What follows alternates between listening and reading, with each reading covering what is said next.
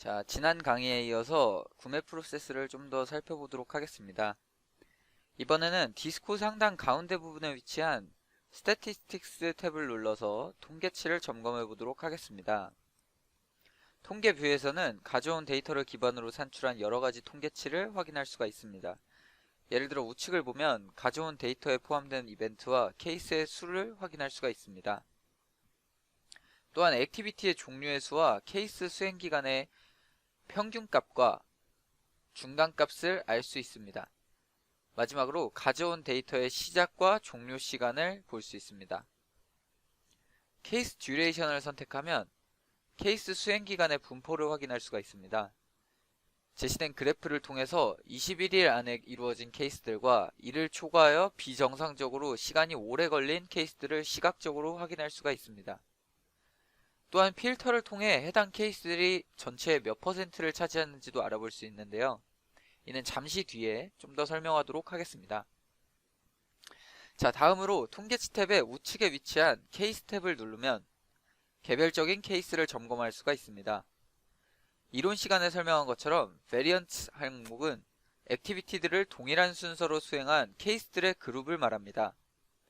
가장 많은 케이스들을 포함하고 있는 variant 1을 클릭해보세요. 전체 케이스의 14.47%에 해당하는 88개의 케이스가 이 베리언트에 포함됩니다. 이 베리언트에 속한 케이스들을 하나씩 눌러보면 액티비티들이 동일한 순서로 실행되었음을 확인할 수가 있습니다. 이번에는 베리언트 3을 한번 눌러보시기 바랍니다. 해당 베리언트에 속한 케이스들에서는 두 가지 액티비티만이 수행되었습니다. 이 베리언트에 포함된 63개의 케이스는 비정상적으로 적은 액티비티만을 가지고 있기 때문에 따로 분석할 필요가 있습니다. 디스코는 해당 베리언트에 속한 케이스가 무엇인지 바로 표시해주기 때문에 여러분은 개별 케이스들을 확인하고 분석할 수 있습니다. 자, 우리는 디스코를 이용하여 프로세스가 실제로 어떻게 수행되는가를 알 수 있게 되었습니다. 이것은 처음에 우리가 설정한 퀘스천 1에 대한 답변이 될 수 있겠죠. 그렇다면 이제 퀘스천 2와 퀘스천 3에 대한 답을 얻는 과정을 설명해 보겠습니다.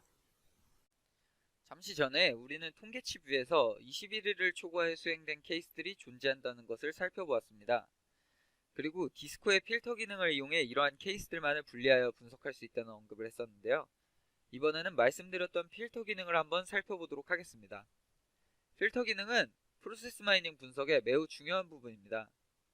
먼저 디스코 화면 좌측 하단에 위치한 필터 버튼을 클릭합니다. 여러분은 맵과 통계, 케이스 뷰에서도 언제든지 필터를 적용할 수가 있습니다.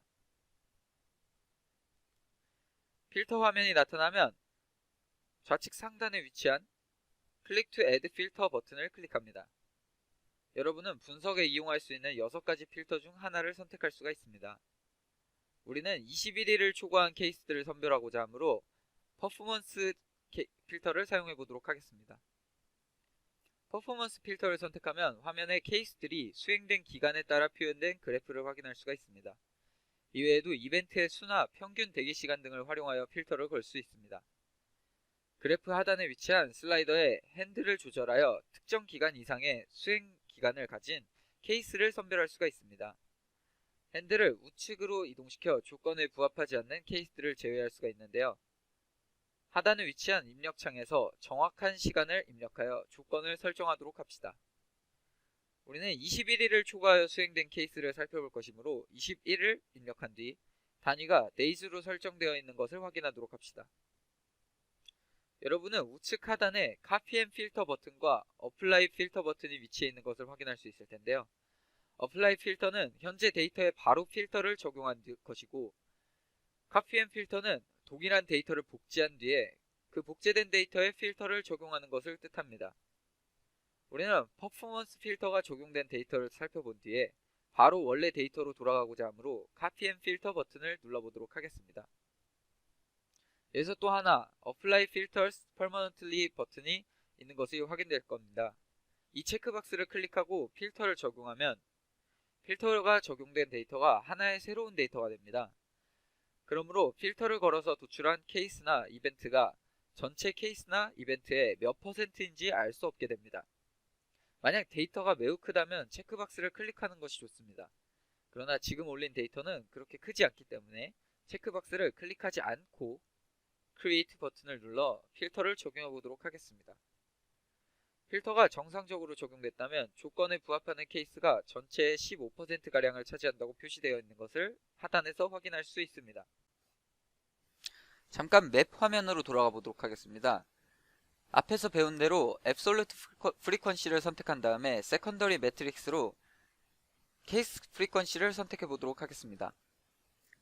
21일을 초과한 92개의 케이스 중에서 86개의 케이스가 Amend Request for Quotation Requester 액티비티가 수행되었고, 심지어 케이스당 평균 3회 정도 반복 수행되었음을 알 수 있습니다. Absolute Frequency인 269를 케이스 프리퀀시인 86으로 나누면 대략 3이 나오기 때문입니다. 이번에는 Mean Duration을 선택해 보도록 하겠습니다. Analyze Request for Quotation으로 향하는 빨간색의 화살표가 병목 지점이 됩니다. 이들 중에서 어떤 경로가 가장 심각한 병목일까요? 이번에는 Total Duration을 선택해 보기 바랍니다. Total Duration 관점에서는 Amend Request for Quotation Requester 액티비티가 수행된 이후에 다시 되돌아올 때 가장 심각한 지연이 발생함을 알 수 있습니다. Mean Duration은 빈도수를 고려하지 않습니다. 그러므로 병목 지점을 확인하기 위해서는 Mean Duration과 함께 Total Duration을 같이 고려해서 분석해야 합니다. 자, 이제 디스코 하단 중앙에 애니메이션을 클릭하시면 위에서 확인된 병목을 명백히 볼 수 있습니다. 애니메이션 화면에서 왼쪽 하단의 플레이 버튼을 눌러 애니메이션을 실행해 보도록 하겠습니다. 발견된 프로세스 맵에 생명을 불어넣는 애니메이션은 과거의 업무 수행을 그대로 재생해 줍니다. 애니메이션 화면에서 보이는 하나의 동그라미는 하나의 케이스에 해당한다고 생각하면 됩니다.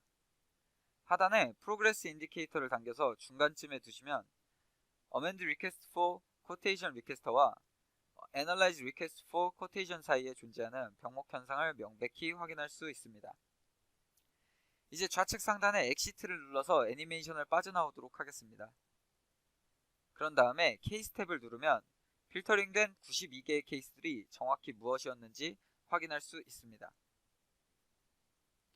이제 퀘스천 2 분석 대상 프로세스가 21일, 즉 기한 안에 이루어졌는가? 라는 질문에 대한 단서를 잡을 수 있게 되었습니다. 우리는 21일을 초과한 케이스가 15%가량 존재한다는 것을 알았고, 이 케이스들이 무엇인지도 알게 되었습니다. 또한 21일을 초과한 원인을 알게 되었습니다. 다시 말해 기한을 넘겨 수행된 케이스들을 정확히 분석할 수 있게 된 것입니다.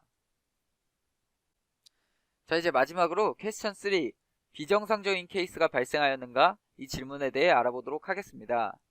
여기서는 컴플라이언스 위반 사항이 발생한 케이스, 즉 특정 액티비티를 우회한 케이스가 존재하는지를 알아볼 텐데요. 프로세스 맵을 도출하면 간혹 어떤 케이스가 필수적인 액티비티를 우회하는 경우가 있습니다. 필터를 적용하지 않은 처음의 구매 프로세스 맵으로 돌아가 보도록 하겠습니다. 좌측 상단에 보시면 샌드박스가 존재하는데 버튼을 클릭하여 상단에 위치했던 Purchasing Example 데이터로 돌아가 보도록 하겠습니다.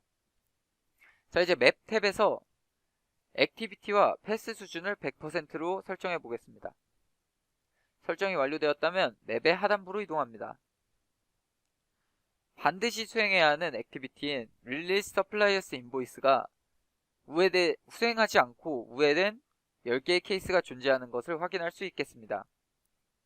해당 케이스를 분석하기 위해서 우회한 패스를 클릭해 보도록 하겠습니다.